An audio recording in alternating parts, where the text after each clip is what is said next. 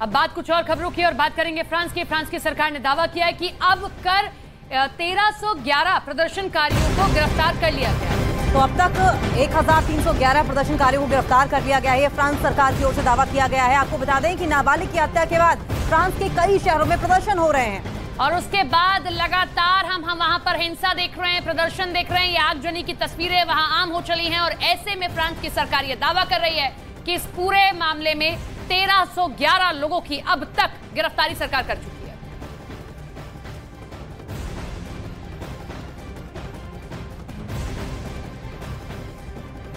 तो 17 साल के लड़के की मौत के बाद से सुलग रहे फ्रांस में हिंसा भड़काने के आरोप में अब तक 1000 से ज्यादा लोगों की गिरफ्तारी का दावा किया जा रहा है। ज्यादातर जगहों पर प्रदर्शनकारियों ने पुलिस वालों को ही निशाना बनाया है।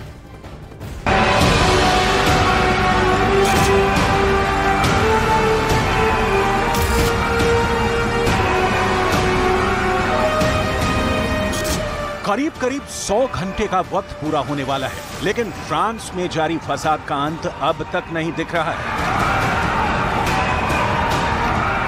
प्रदर्शनकारियों के आगे पुलिस कमजोर दिख रही है।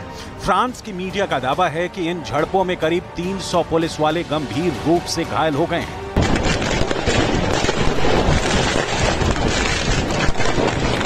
इसके साथ ही फ्रांस के अलग अलग शहरों से 1000 से ज्यादा प्रदर्शनकारियों को गिरफ्तार किया गया है, जिन पर हिंसा भड़काने और तोड़फोड़ करने का आरोप है।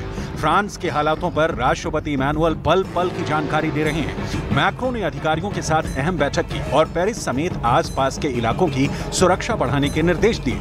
इमैनुअल ने दंगा भड़काने वालों पर सख्त एक्शन लेने के भी निर्देश दिए हैं।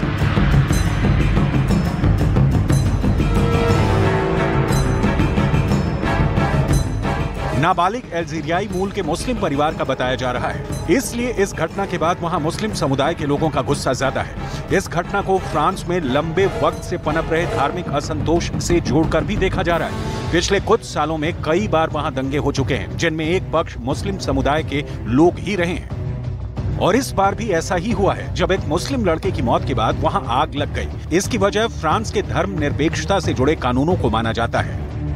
फ्रांस की आबादी करीब 7 करोड़ है, जिसमें 50 लाख मुस्लिम आबादी होने का अनुमान है। ये दूसरे नंबर पर वहां की सबसे बड़ी आबादी है। लेकिन फ्रांस की धर्म निरपेक्षता भारत जैसी नहीं है। वहां ना तो किसी सिख को पगड़ी रखने का अधिकार है, ना ही किसी मुस्लिम को टोपी पहनने का। मतलब सार्वजनिक स्थानों पर किसी भी नागरिक में कोई फर्क नहीं दिखना चाहिए। मुस्लिम समुदाय के लोग आरोप लगाते रहे हैं कि फ्रांस में उनके साथ बराबरी का बर्ताव नहीं होता।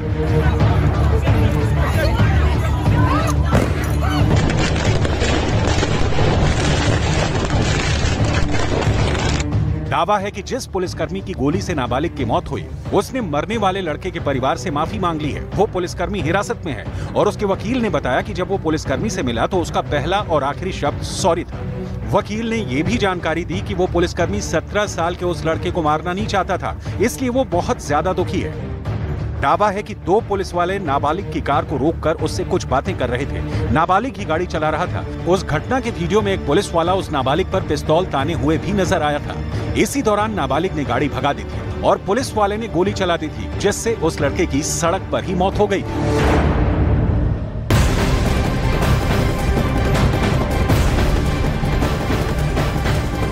बड़ी खबर फ्रांस से, जहां पुलिस की गोली से 17 साल के एक लड़के की मौत के चौथे दिन सरकार ने पूरे के पूरे फ्रांस में 9 बजे तक बस और ट्राम जैसे पब्लिक ट्रांसपोर्ट को बंद करने का आदेश दे दिया है, क्योंकि वहां के शहरों में हिंसा और भड़क गई है। राजधानी पेरिस तो मानो पूरी तरह से आग में जल रही है। पेरिस में 3 दिन पहले पुलिस की गोली से मारकर उस लड़के के परिवार का साथ देने और पुलिस के विरोध में हजारों सड़कों पर उतर चुके थे।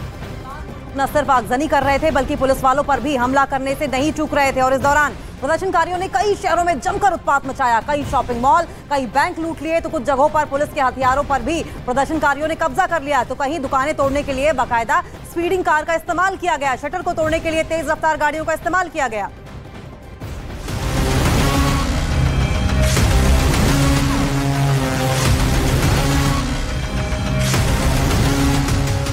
फ्रांस में भड़की आग, हर घंटे विकराल हो रही है। प्रदर्शनकारी सड़कों पर हैं, विद्रोह जारी है और 17 बरस के लड़के की हत्या के बाद से फ्रांस सुलग रहा है। प्रदर्शनकारियों ने शुक्रवार देर रात तक फ्रांस की सड़कों पर जमकर उत्पात मचाया। 13 बसों को आग के हवाले कर दिया, दुकानों को तोड़ दिया, स्टोर में लूटपाट मचा दी और न जाने कितनी सरकारी संपत्ति को खाक में मिला दिया। ये तस्वीर फ्रांस के मार्सिले की है। वहां विद्रोह की चौथी रात भी आसमान धुएं के गुबार से ढका रहा और आग की लपटों से पूरा इलाका तपता रहा। जगह जगह प्रदर्शनकारियों ने आगजनी कर अपना गुस्सा जाहिर किया। फ्रांस के राष्ट्रपति इमैनुअल मैक्रों ने इस प्रदर्शन की कड़ी निंदा की है और प्रदर्शनकारियों से कानून हाथ में नहीं लेने की चेतावनी दी।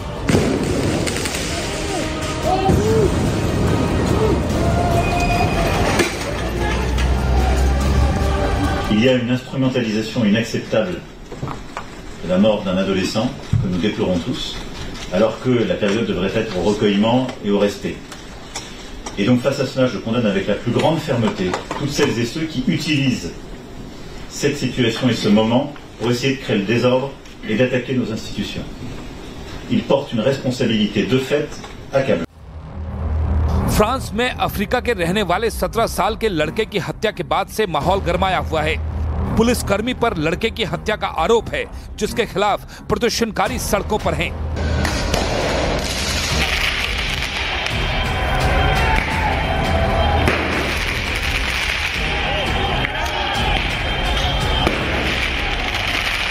विद्रोह कितना जबर है, इसका अंदाजा आप इस बात से ही लगाइए कि फ्रांस के राष्ट्रपति इन 4 दिनों में 2 बार इमरजेंसी बैठक बुला चुके हैं और पल पल की खुद जानकारी ले रहे हैं। Vivent dans la rue les jeux vidéo qui les ont intoxiqués. Là aussi, la loi a prévu, depuis ces derniers mois, des changements et l'exercice d'un contrôle parental qu'il convient de faire pleinement respecter. Mais nous prendrons dans les prochaines heures, nous avons commencé à l'organiser, plusieurs dispositions. D'abord, en lien avec ces plateformes, d'organiser le retrait des contenus les plus sensibles. France के गृह मंत्री Gerald डरमेनिन के मुताबिक France में हालात पर काबू पाने के लिए 45,000 पुलिसकर्मियों की तैनाती की गई है। इनमें पुलिस और अर्धसैनिक बल दोनों की इकाइयां शामिल हैं। गेराल्ड के मुताबिक अगले कुछ घंटे काफी निर्णायक होंगे। हिंसा मामले में अब तक 1000 से ज्यादा लोगों को गिरफ्तार किया जा चुका है। वहीं 300 से ज्यादा पुलिस और दमकल कर्मियों के जख्मी होने की खबर है। प्रदर्शन की आड़ में फ्रांस के बड़े बड़े स्टोर।